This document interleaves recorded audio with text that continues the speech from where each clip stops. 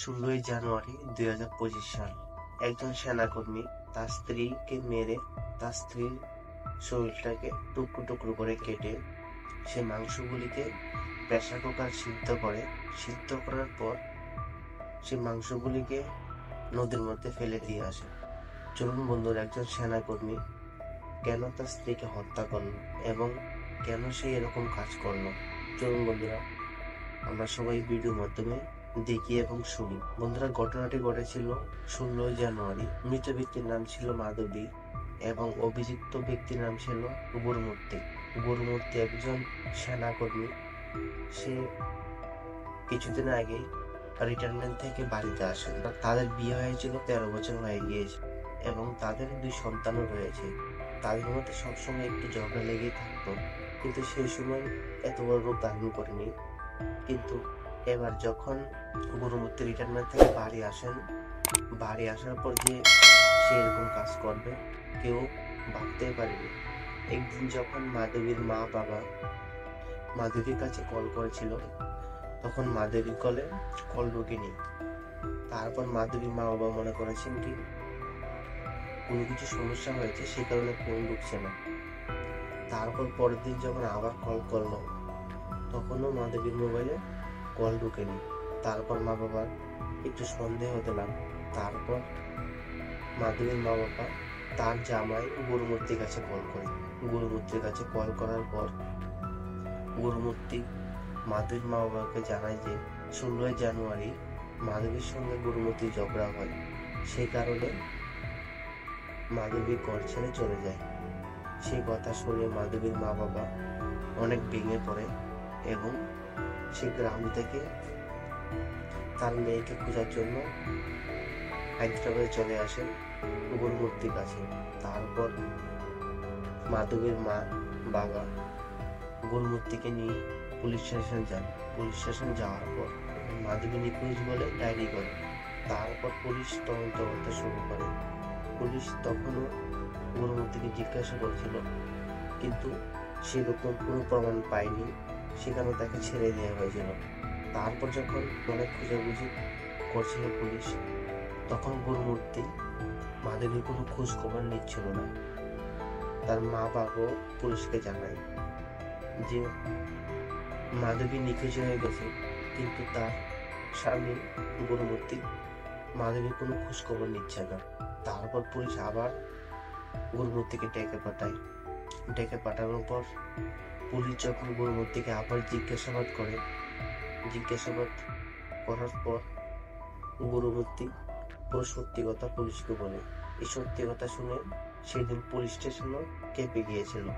এত নির্মমভাবে হত্যা করেছিল মাধবীকে গুরুমূর্তি পুলিশকে এটা বলেছেন যে 16ই জানুয়ারি সে তার স্ত্রী মাধবীকে হত্যা করার পর সে তার দেহটাকে টুকরো টুকরো করে কেটে প্রেসার কুকার সিদ্ধ করার পর সে মাংসগুলিকে একটা নদীর মধ্যে ফেলে দিয়ে আসে।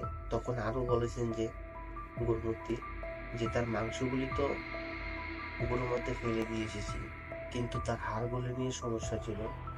তারপরে এটাও বলেছেন যে গুরুমূর্তি হামান দিস্তা দিয়ে সেই হাড়গুলিকে গোল করে সেইগুলিকেও পুকুর মধ্যে ফেলে দিয়ে আসে। তারপর সে কথা পুলিশকে বলার পর পুলিশও প্রথমে বিশ্বাস করেনি। তারপর যখন আবার জিজ্ঞাসা করে, সে আবার পুলিশকে সে কথা জানায়।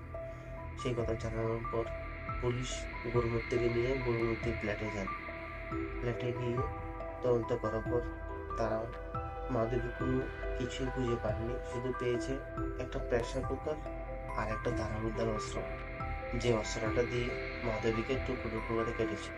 কিন্তু একটা ব্যাপার কি ছিল, সেই প্রেসার কুকার এবং ধারালুদার অস্ত্রের মধ্যে একটু খুনের ছিটও পাওয়া যায়নি। তারপর পুলিশ ফরেনসিককে কল করে তার ঘরটাকে ভালোভাবে চেক করার জন্য বলেছিল, কিন্তু তখনও ফরেনসিক কোনো প্রমাণ পায়নি। তারপর গুরুমূর্তি কথায় সে পুকুরে যান, যেখানে মাধবীর মাংস এবং হাড়গুলিকে ফেলেছেন। সেখানেও পুলিশ 2 দিন ধরে তদন্ত করার পরেও তাদের হাতে কোনো প্রমাণ লাগেনি। কারণ পুলিশ জানায় যে যদি তার কোনো অংশ তাদের হাতে লাগে, তাহলে পুলিশ আরো জানতে পারবে যে তার সাথে আরো কি কি হয়েছে।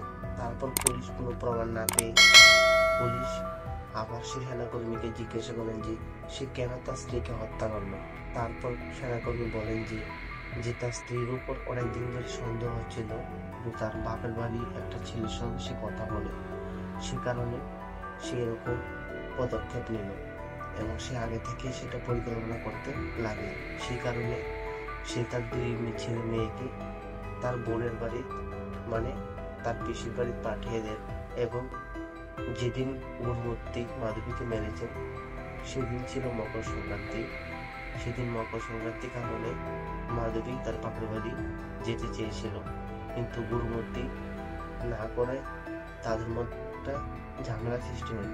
সেই ঝামেলার কারণে গুরুমূর্তি তার স্ত্রী মাধবীকে দেয়ালের মধ্যে চেপে ধরায়, সেখানে মৃত্যু হয়ে যায়। তারপর সেই মাধবীকে একটা বাথরুমে নিয়ে গিয়ে সেখানে টুকরো টুকরো করে কেটে হাড়গুলি থেকে মাংসগুলিকে আলাদা করে মাংসগুলিকে প্রেসার করে সেদ্ধ করেন এবং হাড়গুলিকে হামানদিস্তার সাহায্যে গুঁড়ো করে সে লিখে ফেলে দিয়ে আসে। কিন্তু বন্ধুরা এখনো মাধবীর কোনো প্রমাণ পাওয়া যায়নি যে গুরুমূর্তি সে তাকে মেরেছে, কিন্তু পুলিশ এখন তদন্ত চালিয়ে যাচ্ছে।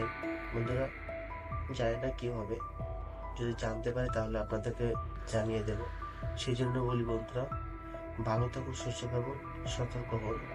আবার দেখা হচ্ছে এক নতুন ভিডিওতে।